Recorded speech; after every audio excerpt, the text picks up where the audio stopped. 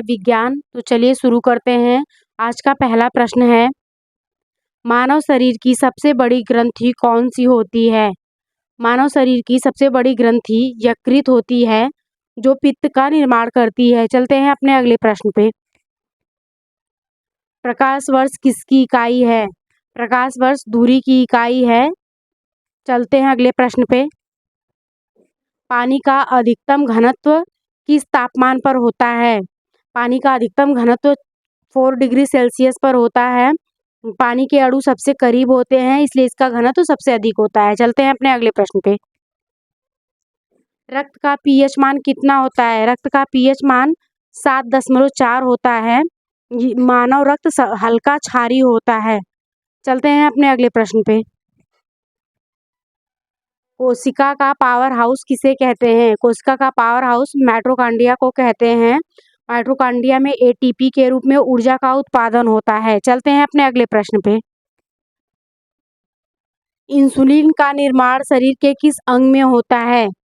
Insulin का निर्माण अग्नाशय में होता है। अग्नाशय की बीटा कोशिकाएं इंसुलिन हार्मोन का स्राव करती हैं। चलते हैं अपने अगले प्रश्न पे। विद्युत बल्ब का फिलामेंट किस धातु का बना होता है? विद्युत बल्ब का फिलामेंट टंगस्टन धातु का बना होता है। जिससे टंगस्टन का गलनांक बहुत अधिक होता है, जिससे यह उच्च तापमान पर भी नहीं पिघलता है। चलते हैं अपने अगले प्रश्न पे। मानव शरीर में कुल कितनी हड्डियां होती हैं? मानव शरीर में कुल 206 हड्डियां होती हैं। चलते हैं अपने अगले प्रश्न पे। वायुमंडल में सबसे अधिक गैस कौन सी पाई जाती है? वायुमंडल में सबसे अधिक गैस नाइट्रोजन पाई जाती है, लगभग 78%। चलते हैं अपने अगले प्रश्न पे।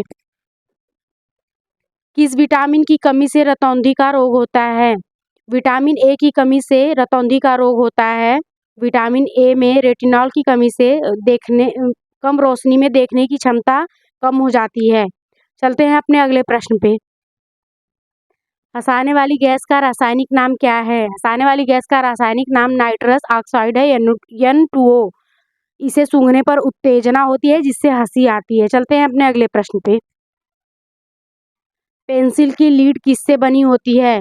पेंसिल की लीड ग्रेफाइट से बनी होती है। चलते हैं अपने अगले प्रश्न पे। ध्वनि की तीव्रता किस इकाई में मापी जाती है? ध्वनि की तीव्रता डेसिबल में मापी जाती है। चलते हैं अपने अगले प्रश्न पे। लोहे पर जंग लगना किसका उदाहरण है? लोहे पर जंग लगना ऑक्सीकरण का उदाहरण है। लोहा ऑक्सीजन और नमी के संपर्क में आकर आयरन ऑक्साइड बनाता है। चलते हैं अपने अगले प्रश्न पे। मानव शरीर का सामान्य तापमान कितना होता है? मानव शरीर का सामान्य तापमान 37 डिग्री सेल्सियस होता है। फ़ारेनहाइट में यह लगभग 98.6 फ़ारेनहाइट होता है। चलते हैं अपने अगले प्रश्न पे।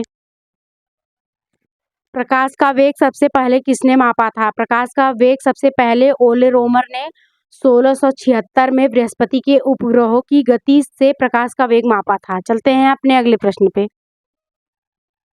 सबसे भारी धातु कौन सी होती है? सबसे भारी धातु ओस्मियम होती है। चलते हैं अपने अगले प्रश्न पे।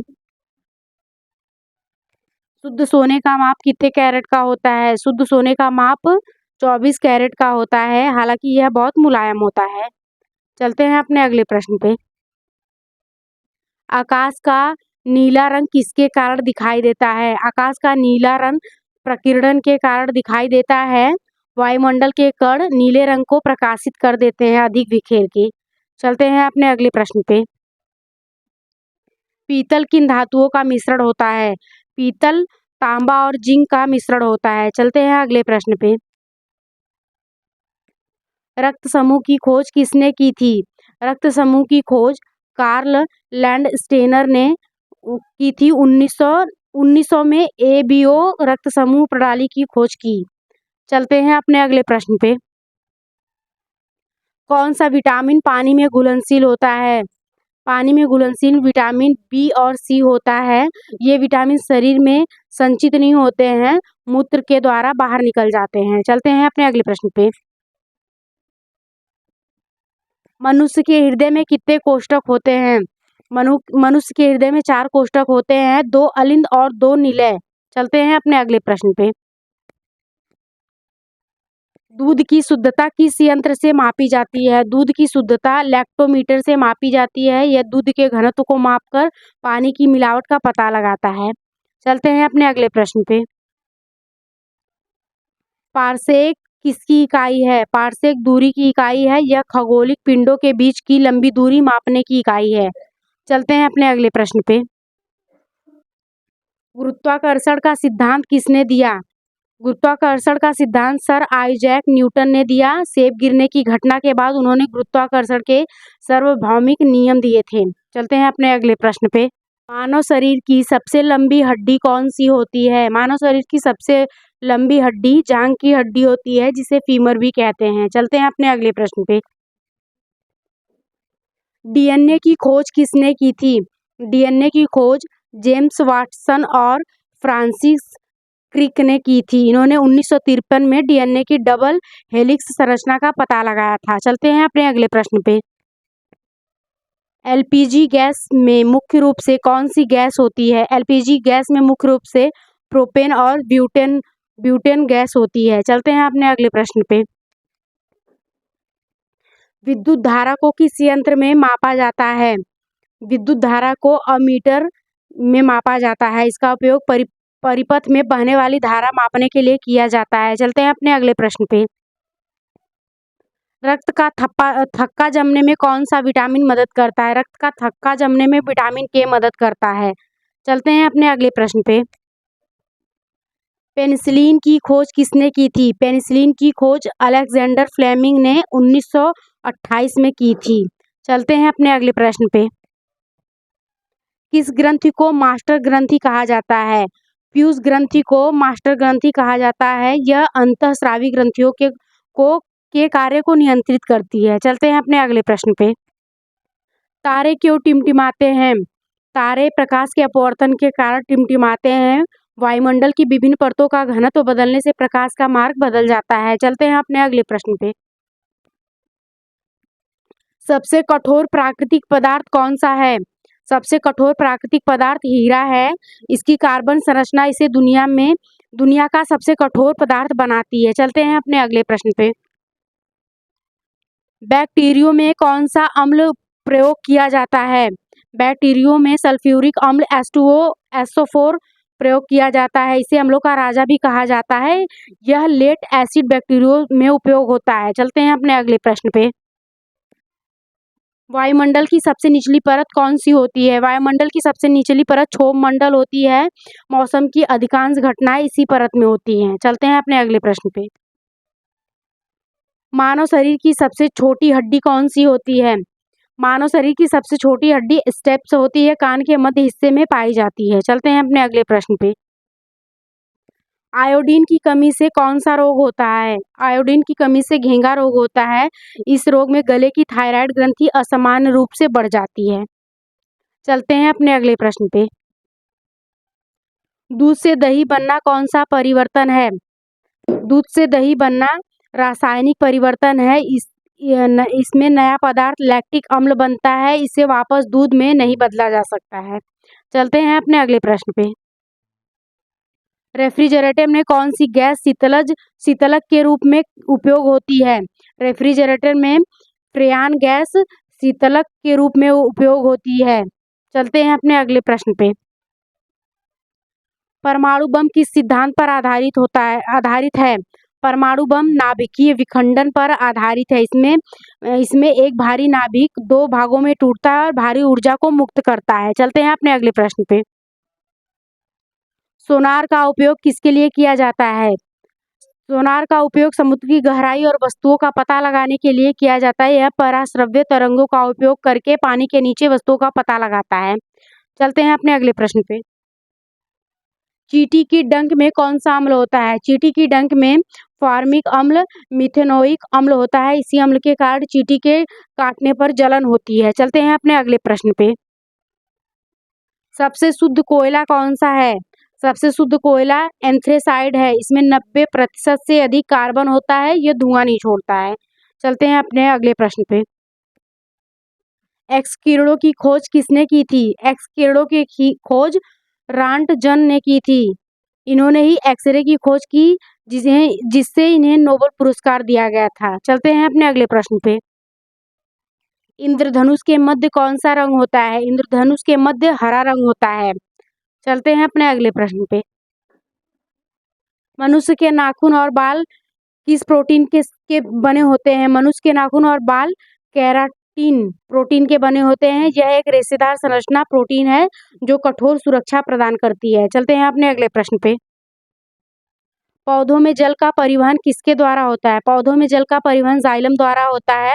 जाइलम जड़ों से पानी और खनिज लवणों को पत्तियों तक पहुंचाता है। चलते हैं अपने अगले प्रश्न पे। गोबर गैस का मुख्य घटक क्या है? गोबर गैस का मुख्य घटक मीथेन है, CH4। गोबर गैस में लगभग 55 से 75% मीथेन गैस होती है। चलते हैं अपने अगले प्रश्न पे। रेडियोधर्मिता की इकाई क्या है? रेडियोधर्मिता की इकाई क्यूरी है, जिसे हेनरी बेकरल ने इसकी खोज की थी, इसलिए इनके नाम पर इसका नाम पड़ा है। चलते हैं अपने अगले प्रश्न पे। सबसे हल्की गैस कौन सी होती है? सबसे हल्की गैस हाइड्रोजन गैस होती है। यह आवर्त सारणी का पहला और सबसे हल्का तत्व है। चलते हैं अपने अगले प्रश्न पे। मानव मस्तिष्क का वजन लगभग कितना होता है? मानव शरीर का मस्तिष्क का वजन लगभग 1350 से 1400 ग्राम होता है। वयस्क मनुष्य का मस्तिष्क शरीर के वजन का लगभग 2% होता है। चलते हैं अपने अगले प्रश्न पे। सफेद सोना किसे कहा जाता है? सफेद सोना प्लेटिनम को कहा जाता है। अपनी चमक और रंग के कारण इसे सफेद सोना कहा जाता है। चलते हैं अपने अगले प्रश्न पे। शुष्क बर्फ क्या है? शुष्क बर्फ ठोस कार्बन डाइऑक्साइड है।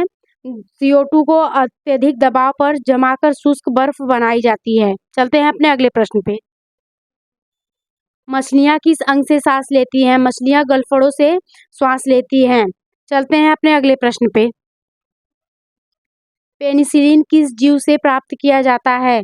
पेनिसिलिन कवक से प्राप्त किया जाता है। यह पेनिसिलियम नोटेटम नामक कवक से प्राप्त होता है। चलते हैं अपने अगले प्रश्न पे।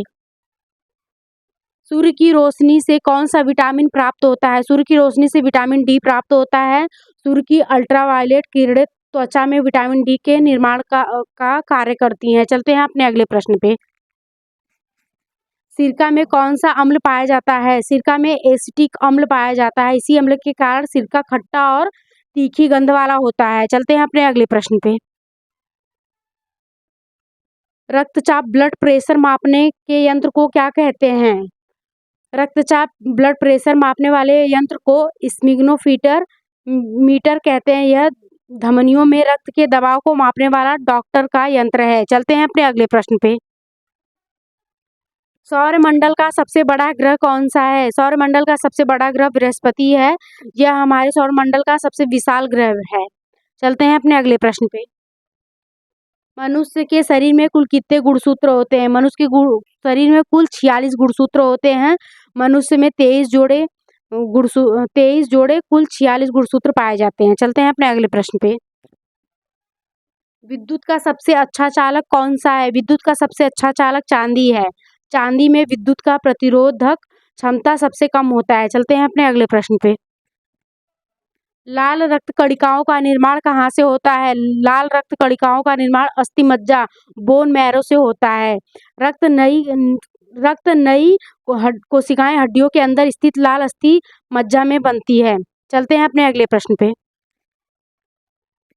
कांच को काटने के लिए किसका उपयोग किया जाता है? कांच को काटने के लिए हीरा का उपयोग किया जाता है। अपनी अत्यधिक कठोरता के कारण हीरा कांच पर आसानी से खरोंच कर डाल सकता है। चलते हैं अपने अगले प्रश्न पे। समुद्र की गहराई मापने के लिए किस यंत्र का उपयोग किया जाता है? समुद्र की गहराई मापने के लिए फेदोमीटर का उपयोग किया जाता है। चलते हैं अपने अगले प्रश्न पे। कोशिका की खोज किसने की थी? कोशिका की खोज रॉबर्ट हुक ने की थी। 1665 में उन्होंने कार्क के टुकड़े में कोशिका को पहली बार देखा था। चलते हैं अपने अगले प्रश्न पे। हवाई जहाज के टायरों में कौन सी गैस भरी जाती है? हवाई जहाज के टायरों में नाइट्रोजन गैस भरी जाती है। यह सूखी होती है और तापमान के साथ फैलती नहीं है, जिससे फटने का खतरा कम होता है। चलते हैं अपने अगले प्रश्न पे। भूकंप की तीव्रता मापने वाले यंत्र को क्या कहते हैं? भूकंप की तीव्रता मापने वाले यंत्र को सिस्मोग्राफ कहते हैं। चलते हैं अपने अगले प्रश्न पे। इंसुलिन की खोज किसने की थी? इंसुलिन की खोज बैटिंग और बेस्ट ने की थी। इन्होंने मधुमेह के इलाज के लिए इंसुलिन को अलग किया था। चलते हैं अपने अगले प्रश्न पे। पौधों का हरा रंग किसके कारण होता है? पौधों का हरा रंग क्लोरोफिल के कारण होता है। चलते हैं अपने अगले प्रश्न पे। हंसाने वाली गैस का सूत्र क्या है? हंसाने वाली गैस का सूत्र N2O है। नाइट्रस ऑक्साइड का रासायनिक सूत्र है। चलते हैं अपने अगले प्रश्न पे। साबुन का बुलबुला रंगीन क्यों दिखाई देता है? साबुन का बुलबुला व्यतिकरण के कारण रंगीन दिखाई देता है। प्रकाश की तरंगें आपस में मिलने से रंगीन पैटर्न बनाती हैं। चलते हैं अपने अगले प्रश्न पे। चांदी का काला पड़ना किस क्रिया का उदाहरण है? चांदी का काला पड़ना संक्षारण का उदाहरण है। चांदी हवा में मौजूद सल्फर के साथ क्रिया करके सिल्वर सल्फाइड की परत बनाती है। चलते हैं अपने अगले प्रश्न पे। रेडियो का आविष्कार किसने किया था? रेडियो का आविष्कार मार्कोनी ने किया था। चलते हैं अपने अगले प्रश्न पे। विद्युत शक्ति की इकाई क्या होती है? विद्युत शक्ति की इकाई वाट होती है। प्रति सेकंड उपयोग किए जाने वाले ऊर्जा को वाट में मापा जाता है। चलते हैं अपने अगले प्रश्न पे। परमाणु के नाभिक में कौन से कण होते हैं? परमाणु के नाभिक में प्रोटॉन और न्यूट्रॉन होते हैं। इलेक्ट्रॉन नाभिक के चारों ओर बस चक्कर लगाते हैं। चलते हैं अपने अगले प्रश्न पे। एल्युमिनियम का मुख्य अयस्क कौन सा है? एल्युमिनियम का मुख्य अयस्क बॉक्साइड होता है। बॉक्साइड में एल्युमिनियम का निष्कर्षण किया जाता है। चलते हैं अपने अगले प्रश्न पे। ओजोन परत हमें किन किरणों से बचाती है? ओजोन परत हमें पराबैंगनी यूवी रे से बचाती है। यह सूर्य की हानिकारक किरणों को सोख लेती है, जिससे कैंसर का खतरा टल जाता है। चलते हैं अपने अगले प्रश्न पे। तत्वों की आधुनिक आवर्त सारणी किसने दी थी? इस प्रश्न का उत्तर आप लोग कमेंट में बताइए। आज का हमारा टॉपिक सामान्य ज्ञान यहीं खत्म होता है। मिलते हैं कल एक नए टॉपिक के साथ। धन्यवाद।